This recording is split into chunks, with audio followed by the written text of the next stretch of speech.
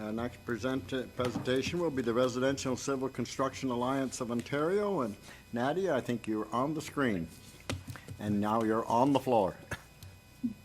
Good afternoon, Chair Hardiman and esteemed members of the Finance and Economic Affairs Committee. My name is Nadia Todorova, and I'm the Executive Director of the Residential and Civil Construction Alliance of Ontario, or RCCAO for short.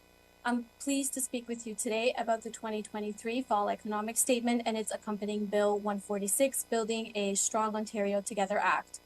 As a unique labor management organization derived from the residential and civil construction sectors, RCCAO welcomes the Government of Ontario's commitment to building and expediting critical infrastructure reflected in this year's Fall Economic Statement.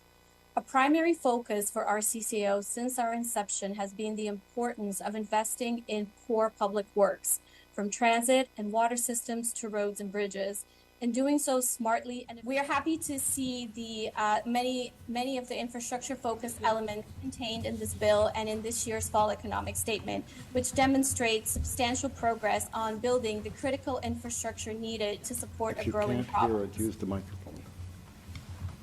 The updates and new investments outlined in this year's Fall Economic Statement and the accompanying Bill 146 advance transportation and water infrastructure that will support the economy and people of Ontario.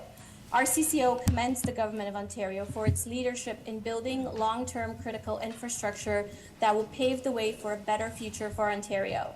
My comments here today will focus particularly on three specific elements of this year's Fall Economic Statement and its accompanying bill: transportation infrastructure, housing enabling water infrastructure, and taxation policy related to housing.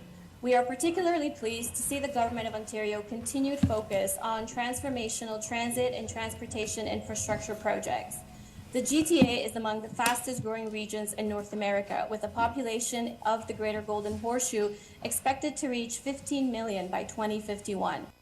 This makes it crucial to build new transportation infrastructure capacity now for the future prosperity and quality of life for Ontario residents and businesses.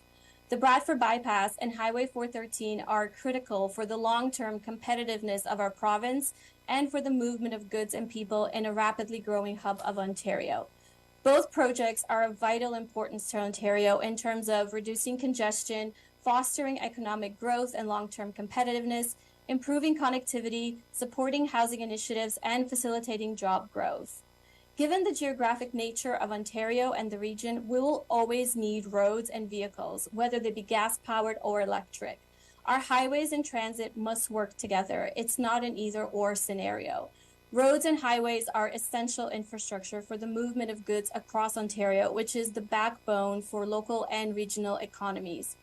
Demand for goods has reached historic levels, especially during the pandemic, and that demand is only projected to increase as both e-commerce takes firm hold and as the population of the region continues to grow. Building and maintaining road infrastructure increases business productivity by reducing time and cost of transporting goods and allows products to move through the supply chain quickly and efficiently. The critical infrastructure investments advanced in the Fall Economic Statement will provide thousands of high-paying employment opportunities for our industry and help Ontario prosper by meeting its infrastructure requirements.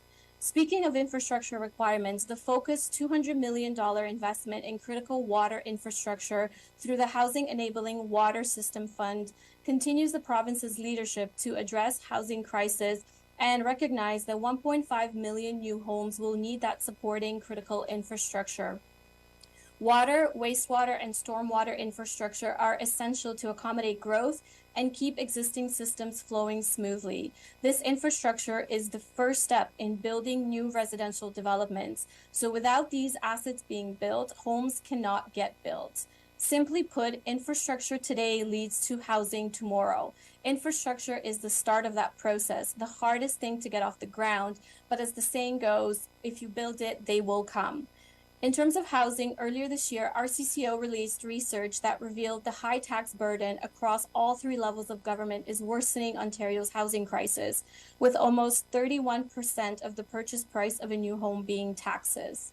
The removal of HST from construction of new purpose-built rentals is a continued step in the right direction of all three levels of government working together to lower the tax burden of new home construction and make it easier to substantially increase housing supply to alleviate the housing crisis.